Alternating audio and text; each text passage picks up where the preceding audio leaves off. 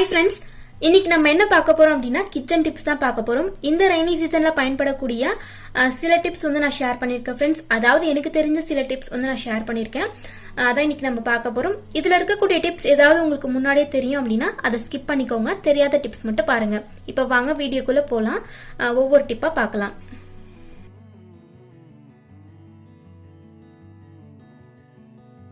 First tip என்னன்னு பார்க்கலாம். இப்போ வந்து மழைக்காலம் ஸ்டார்ட் ஆயிருக்கு. இன்னும் கொஞ்ச நாள் போச்சு அப்படின்னா குளிர்காலமும் ஸ்டார்ட் ஆயிடும். இந்த மாதிரி டைமிங்ல நம்ம இட்லி தோசைக்கு அரைக்கக்கூடிய மாவு பார்த்தீங்கன்னா சீக்கிரமா நமக்கு வந்து புளிச்சு வராது. அதுக்கு என்ன பண்ணலாம்னா, இப்போ நீங்க மறுநாள் காலையில டிஃபன் செய்ய போறீங்கன்னா முன்னாடி நாள் நைட்டே உங்களுக்கு தேவையான மாவு வந்து ஒரு பாக்ஸ்ல போட்டு எடுத்துக்கோங்க. அதுக்கப்புறமா இந்த மாதிரி போர்வையோ இல்லை பெட்ஷீட்லயோ போட்டு நல்லா சுத்தி வச்சுட்டீங்க அப்படின்னா மறுநாள் காலையில நமக்கு செய்யறதுக்கு ஓரளவுக்கு வந்து மாவு பார்த்தீங்கன்னா புளிச்சு வந்திருக்கும். இதுவே நீங்க நைட்டு செய்ய போறீங்கன்னா காலையில வந்து இந்த மாதிரி சுத்தி வச்சிட்டீங்க அப்படின்னா நைட்டுக்குள்ள மாவு ஓரளவுக்கு நமக்கு வந்து புளிச்சு வரும். ட்ரை பண்ணி பாருங்க. ரொம்பலாம் மாவு ரொம்ப புளிச்சுலாம் போயிடாது. ஓரளவுக்கு வந்து பாத்தீங்கன்னா மாவு நமக்கு தேவையான அளவு புளிச்சு வரும். இது வந்து எதுக்கு பண்றோம் அப்படின்னா பெட்ஷீட்ல வந்து சுத்தி வைக்கும் போது ஓரளவுக்கு ஹீட் வந்து ப்ரொடியூஸ் ஆகும். அந்த ஹீட்ல வந்து மாவு பாத்தீங்கன்னா புளிச்சு வரதுக்கு நிறைய சான்சஸ் இருக்கு. ட்ரை பண்ணி பாருங்க.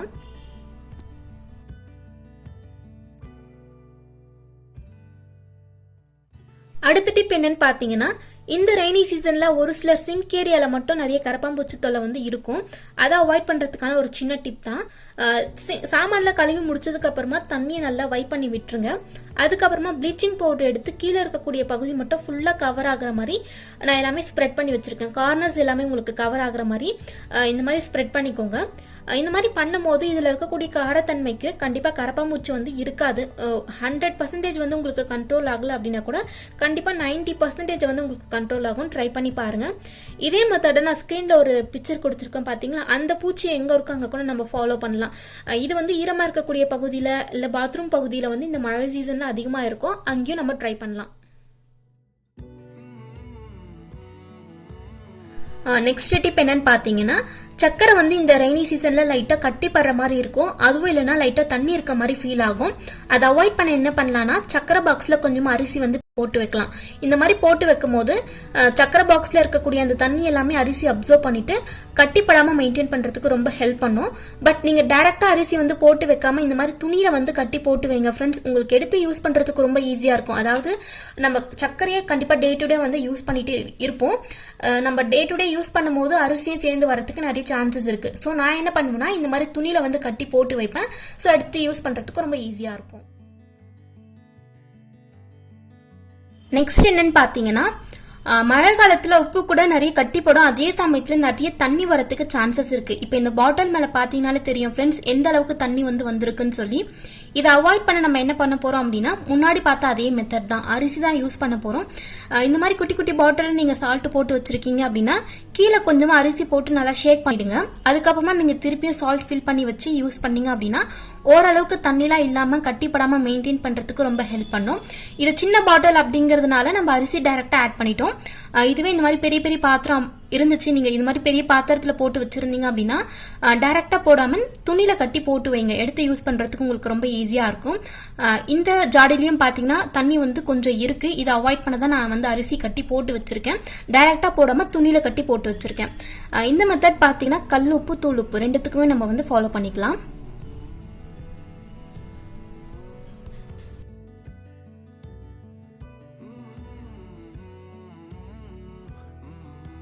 அடுத்த டிப் என்னன்னு பாத்தீங்கன்னா, நம்ம வீட்ல எங்கேயாச்சும் பேட் ஸ்மெல் இருந்தா அதை ப்ரிவென்ட் பண்றதுக்கான ஒரு டிப் தான் ஃப்ரெண்ட்ஸ்.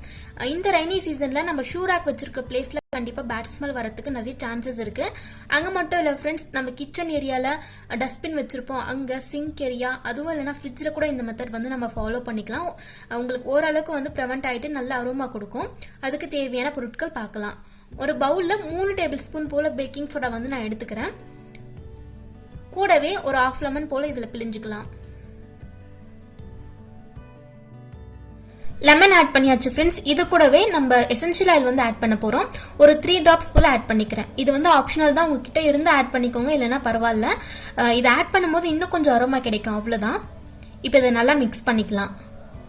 இதுல சேர்த்திருக்கக்கூடிய அந்த பேக்கிங் சோடா அதுக்கப்புறமா லெமன் எல்லாம் பார்த்தீங்கன்னா அந்த பேட் ஸ்மெல் அப்சர்வ் பண்ணிட்டு உங்களுக்கு நல்ல அரோமா வந்து ப்ரொடியூஸ் பண்ணும். அதுக்காக தான் இந்த மெத்தட் வந்து நம்ம ஃபாலோ பண்றோம்.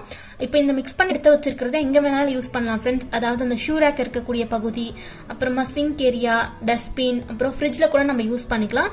நல்ல அரோமா உங்களுக்கு ப்ரொடியூஸ் பண்ணும்.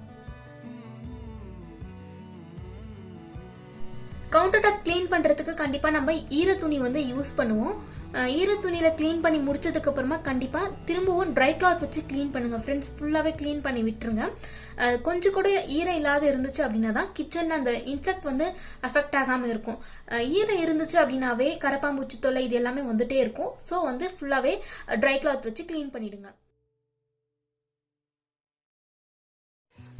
அடுத்த டிப் என்னன்னு பாத்தீங்கன்னா, இந்த காஞ்ச மிளகாய் பார்க்கும்போது உங்களுக்கு தெரிஞ்சிருக்கும் கலர் வந்து சேஞ்ச் ஆயிருக்கு. அதே சமயத்துல மேல லைட்டா பூஞ்சை பிடிச்ச மாதிரி இருக்கு. இதுக்கு மெயின் ரீசன் வந்து இந்த ரெய்னி சீசன்ல நம்ம காத்து போற மாதிரி வச்சிருந்தாலோ இல்ல காஞ்ச மிளகாய் வந்து ஈரப்பதத்தோடு இருக்கும் போதோ கண்டிப்பா பூஞ்சை பிடிக்கும். அதை அவாய்ட் பண்ண என்ன பண்ணலாம் அப்படின்னா, கடாயில எண்ணெய் சேர்க்காம லைட்டா சூடுபடுத்தி இந்த மாதிரி ஒரு ஹேர்டைட் பாட்டில போட்டு வச்சுக்கோங்க ஃப்ரெண்ட்ஸ். இந்த மாதிரி போடும்போது கலரும் அதாவது காஞ்ச மிளகாவுடைய கலரும் சேஞ்ச் ஆகாது, அதே சமயத்துல நமத்தும் போகாது, பூஞ்சியும் பிடிக்காது. இன்னொரு ரீசனும் இருக்கு. நீங்க ஈரப்பதத்தோட இருக்கக்கூடிய கயிறு வச்சு நீங்க எடுக்கும்போது பூஞ்சை பிடிக்கிறதுக்கு நிறைய சான்சஸ் இருக்கு. ஸோ அதையும் அவாய்ட் பண்ணிக்கோங்க.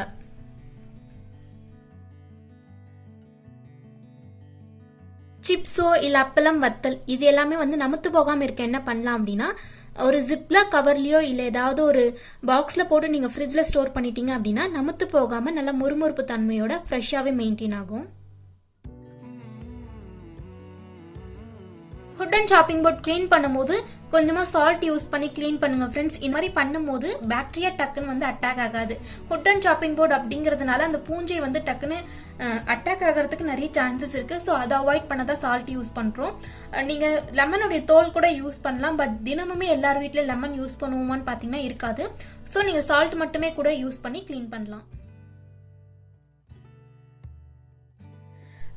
அடுத்த டிப் என்னன்னு பாத்தீங்கன்னா, இந்த ரெய்னி சீசன்ல பூமிக்கு கீழே இருந்து வரக்கூடிய கிழங்கு வகைகள், அதாவது உருளைக்கிழங்கு, கேரட், முள்ளங்கி எல்லாம் பாத்தீங்கன்னா கொஞ்சம் மண் அதிகமா இருக்கும். அதை கிளீன் பண்றதுக்கு நீங்க பிரஷ் யூஸ் பண்ணிக்கலாம். நம்ம கை கூட யூஸ் பண்ணி கிளீன் பண்ணிக்கலாம்.